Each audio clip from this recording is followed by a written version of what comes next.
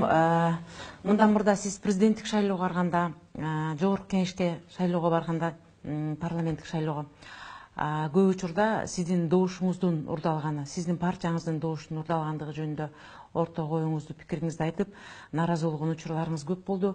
А эмнеге бүгүн деле кайра эле ишенип, бүгүн кайра деле ошол меники урдалбайт, мен жеңем деген бир жакшы үмүттө кетип жатасыз? Мен 2 жолку, мунун алдындагы 3 жолку шайлоодо айткам, мыйзамдуу, дагы бир жолу мыйзамдуу деп. Мыйзам талаасынан кылдай кыйшайбайбыз. 3 жолу кылдай кыйшайган жокпуз.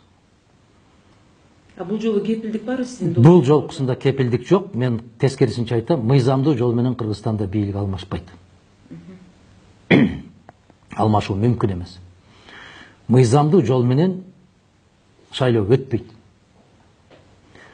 Ачык айтышыбыз керек, эгерде мыйзам бузулган жерде ошого жараша аракет жасайбыз. Эгерде бийлик мыйзамды одоно түрдө бузуп, билгенимди жасайм деген болсо, ага тикеден тике каршы чыгабыз. Кандай ыкма болсо, ошондой ыкма менен каршы чыгабыз. Түшүнүп атасызбы? Эл деле менден ошону талап кылып атат.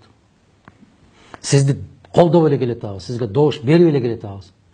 Добуш урдалып эле баратат. Чечкиндүү аракет жасайсызбы деп атат. Чечкиндүү аракет жасалат. Чечкиндүү аракет жасалат.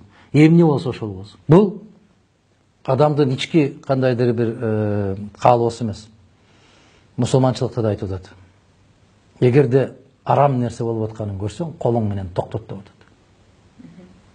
Адилетсиз нерсе болуп атса, колуң менен токтот дейт. Колуңдан келбесе, тилиң менен токтот деп атат.